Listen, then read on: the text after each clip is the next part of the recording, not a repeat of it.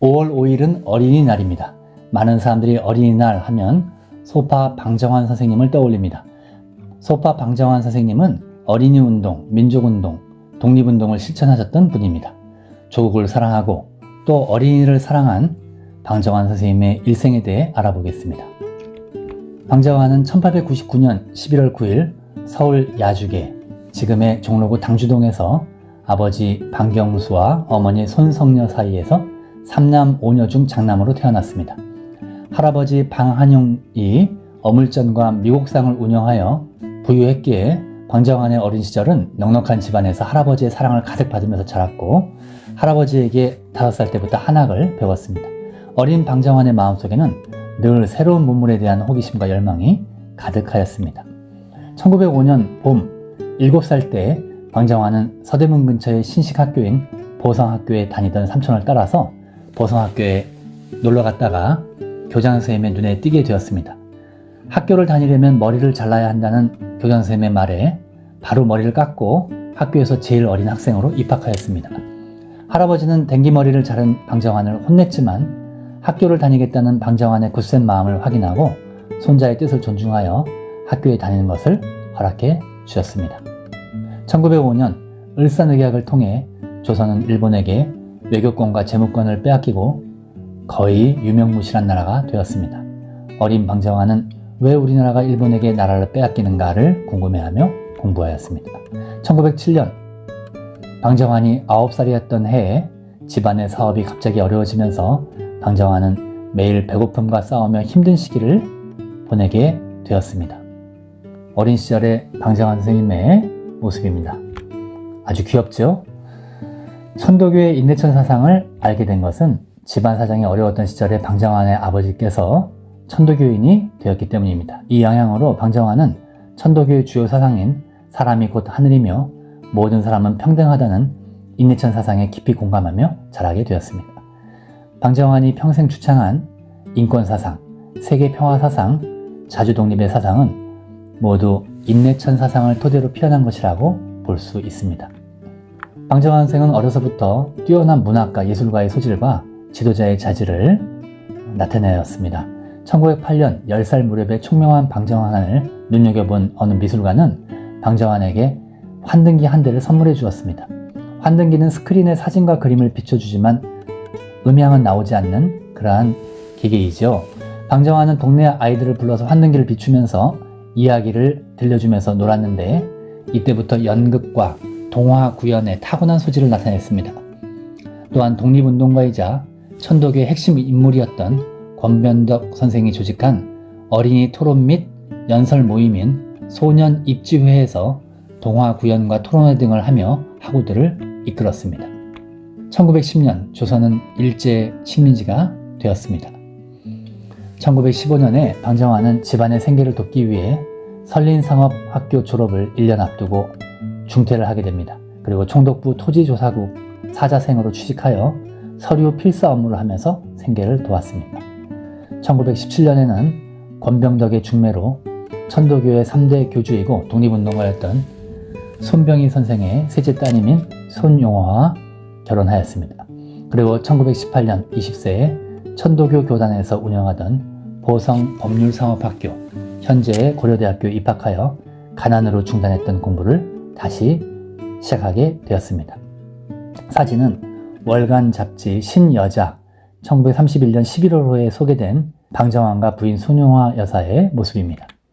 1918년 방정환은 민족운동의 뜻을 둔 청년들을 모아서 경성청년구락부라는 비밀결사를 조직하였습니다.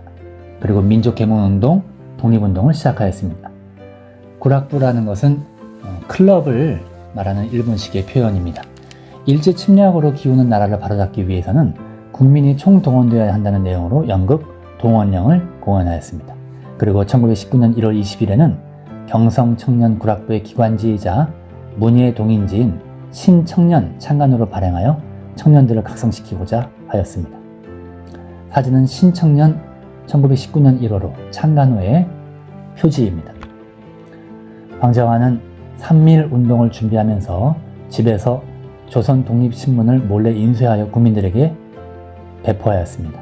그러다가 일본 경찰에게 체포되어 고문을 받고 일주일 만에 풀려났습니다. 일경에게서 풀려난 방정환은 그 활동을 계속하였습니다.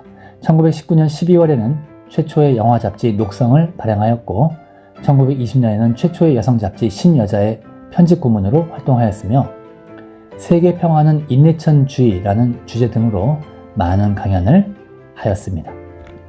사람이 곧 하느님이라는 인권사상, 평등사상, 세계 평화사상을 알리고 민족개몽운동, 독립운동을 하였으나 점점 거세지는 일제의 탄압 속에서 국내에서 독립운동을 하는 것은 점점 어렵게 되어갔습니다. 천도교에서 운영한 소년 입지회를 통해 성장한 방정환 선생은 독립을 위해서는 장차 독립을 이끌 주체인 아이들을 잘 성장시켜야 한다고 생각하였습니다. 어린이들의 티없는 마음을 사랑하고 따뜻한 마음을 가졌던 방정환 선생은 당시 어른들의 소유물처럼 여겨져 한 사람의 인격으로 대우받지 못하고 있던 어린이들의 인권을 신창시키기 위해 그리고 민족의 자주 독립을 위해 어린이들을 위한 운동을 시작하였습니다. 당시는 아이들을 딸년, 아들놈, 어린 것 이렇게만 불렀는데 또한 아동이라는 일본식의 말만 있었던 상황이었습니다. 이를 안타깝게 여기는 방정환 선생은 1920년 천도교에서 발행하는 잡지인 개벽의 3호에 어린이라는 말을 사용하였습니다.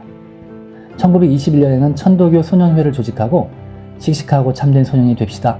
그리고 늘 서로 사랑하며 도와갑시다 라는 표어를 걸고 어린이에게 존댓말 쓰기 운동 등을 전개하였습니다. 1922년 5월 1일 제1회 어린이날을 제정하였습니다. 10년 후의 조선을 생각하라 라는 전단을 뿌리면서 아이들이 이 세상의 미래임을 알려나갔습니다. 1923년 3월 20일에는 우리나라 최초의 순수 아동 잡지인 어린이를 창간하였습니다. 1923년 5월 1일에는 어린이 운동단체인 색동회를 창립하여 어린이 운동을 더욱 크게 뜨겁게 해나갔습니다. 사진은 색동회 창립 구성원들의 모습인데 가운데에 소파 방정환 선생의 모습이 있습니다. 어린이지에 창간호에 실린 창간사를 통해서 어린이에 대한 소파 방정환 선생님의 사랑을 느낄 수가 있습니다. 새와 같이 꽃과 같이 앵도 같은 어린 입술로 천진난만하게 부르는 노래, 그것은 그대로 자연의 소리이며 하늘의 소리입니다. 비둘기와 같이 토끼와 같이 부드러운 머리를 바람에 날리면서 뛰노는 모양, 그대로가 자연의 자태이고 그대로가 하늘의 그림자입니다.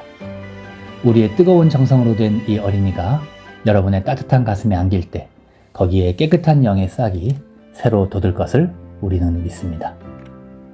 1925년 어린이지는 10만 부의 판매량을 달성하였습니다. 당시 서울 인구가 30만 명 정도였다고 하니 얼마나 많은 인기를 이 어린이지가 얻었는지를 알 수 있습니다. 특별 부록으로 증정된 조선 8도 윷놀이판, 세계 일주 말판 등을 통해서 조선의 지리와 지구촌을 공부하여 민족정신을 깨닫고 더 큰 꿈을 어린이들이 꿀 수 있도록 해주었습니다. 어린이지 1929년 1월호의 부록인 조선 13도 고적 탐승 말판 사진인데요. 남대문에서부터 시작해서 익산 미륵사지, 그리고 해인사, 경주, 구월산, 청천간 등을 거쳐서 백두산까지 가는 그러한 윷놀이 말판입니다. 아이들에게 정말 흥미와 여러 가지 정보를 또 민족의 정신과 애국심을 불러일으켜주는 말판입니다. 어린이지에는 우리말 동화, 동요들이 게재되었습니다. 당시 우리나라 말로 된 동요가 없었기에 어린이들은 일본어로 된 노래만 불렀습니다. 이제 이 어린이지에 실린 우리말 동화를 통해 아이들은 우리말로 된 동요를 부를 수 있게 되었습니다. 이런 동요들은 어린이들에게 민족 정체성을 알려주었고 자주독립 정신을 알려주었습니다. 유명한 고드름이라는 동요, 유지영 작사, 윤구경 작곡, 고드름도 실렸고요. 윤구경 작사 작곡의 반달이라는 노래도 실렸습니다. 또 이원수 작사, 홍남파 작곡의 고향의 봄도 이 어린이지에 실렸습니다.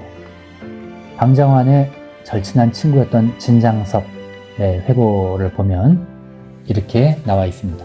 우리는 일본인들의 경계를 피해 겉으로는 소년 문제를 연구하는 단체처럼 보이게 하고 실제로는 우리 어린이들에게 민족의 자주독립 정신을 배양해 주자는 것을 목표로 삼았습니다.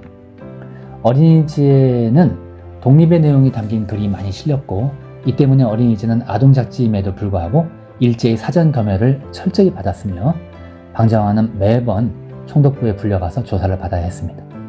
일제는 어린이 잡지에 대해 삭제 34회, 게재 중지 9회, 압수 9회 등으로 이 어린이 잡지의 발간 사업에 대해 탄압을 하였습니다. 소파 방정환 선생님의 인품을 보여주는 그런 일화가 있습니다. 1930년경 어느 날 밤 한 강도가 방정환의 집에 들어와서 칼을 들고 돈을 달라면서 위협하였습니다. 그러나 방정환 선생은 놀라는 기색도 없이 자신이 가진 전부인 390원을 건네주었습니다. 당시 390원은 현재 기준으로 약 700만 원 정도의 큰 돈이라고 합니다. 강도가 돈을 받아들고 도망가는데 방정환이 돈을 주었으면 고맙다는 인사라도 해야 할 것 아니오? 라고 외쳤습니다. 깜짝 놀란 강도는 그래 고맙다 이 새끼야 라고 욕을 하면서 도망갔습니다. 다음날 순경이 그 강도를 데리고 방정환 선생의 집에 찾아와서 어제 선생님 댁에 강도가 들었다고 하는데 우리가 잡은 이 사람이 그 강도인지 확인하러 왔소 라고 말했습니다. 소파 선생님은 이 사람이 어제 돈이 필요하다며 찾아왔길래 사정이 딱해 보여서 390원을 주었습니다 라고 하였습니다. 순경은 이자가 자신이 강도질을 했다고 자백하였는데 왜 이 사람을 두둔하고 이 사람에게 대해서 이렇게 얘기하는 것이오? 라고 물었습니다. 소파 선생님은 강도에게 나에게 고맙다는 인사까지 하고 갔지 않았소? 라고 하고는 순경에게 돈을 훔쳐가면서 강도가 고맙다고 인사하는 법이 어디 있겠습니까? 라고 말하였습니다.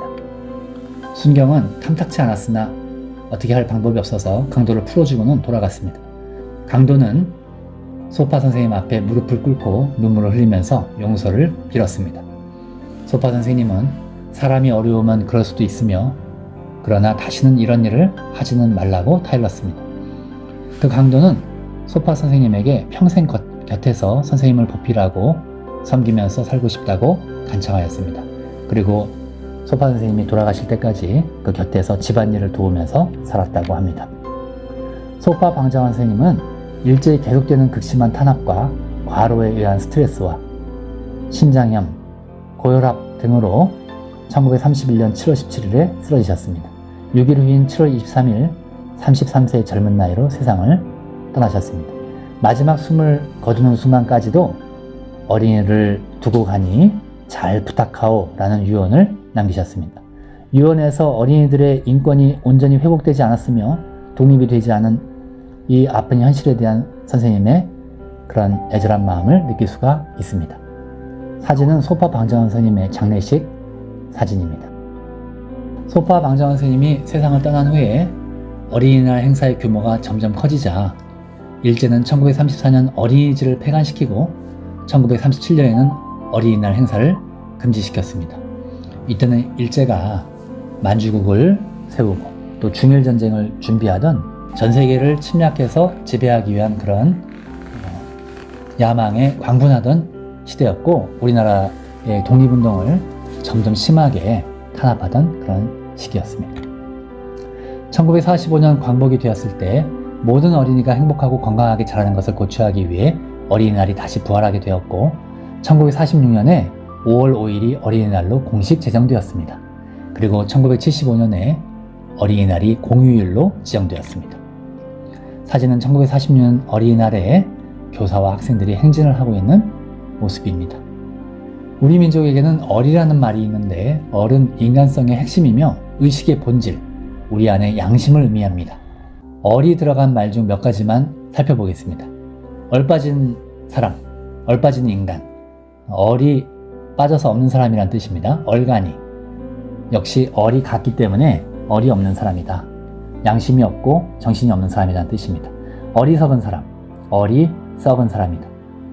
얼뜨기, 얼치기, 뜨다, 치다는 모두 썩힌다는 뜻입니다. 썩었다는 뜻이고 어리석은 사람과 같은 뜻입니다.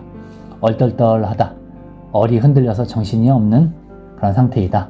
어리버리하다, 얼이 제대로 없고 정신이 산만하고 일을 제대로 하지 못하는 그런 상태이다 하는 겁니다. 얼차려, 잘 아시죠? 기합이라고 하는데 기운을 모은다. 어를 다시 찾는 그러한 행동이다 하는 것입니다. 어른, 어리 익은 사람, 어르신, 어리 성숙해서 어리 신과 같이 신령하게 되신 분이다. 우리 연세 드신 분들을 어르신이라고 하는데 원래 이러한 뜻이 있습니다. 어리다. 어리 완전하게 성숙하지 않아서 지혜롭지 못하고 미숙하다 라는 뜻입니다. 소파 방정환 선생님은 아이들을 인격적인 사람으로 존중해주기 위해 당시에 처음 사용되기 시작한 어린 사람이라는 의미의 어린이라는 용어를 사용하여 널리 알리신 것입니다. 작을 소, 물결파. 소파 방정환 선생님은 자신의 호에 대해서 어린이들이 마음속에 만든 이 작은 물결은 곧 큰 파도가 되어서 어린이들이 마음껏 뜻을 펼치고 웃을 날이 올 것이라고 말씀하셨습니다. 우리 미래의 주역인 어린이들이 자신의 무한한 가능성을 완전히 펼치면서 성장하여 지구의 미래를 지구경영의 시대로 만들고 홍익과 공생의 정신을 운영하는 지구가 되게 만드는 그러한 날이 오게 되기를 기원합니다. 감사합니다.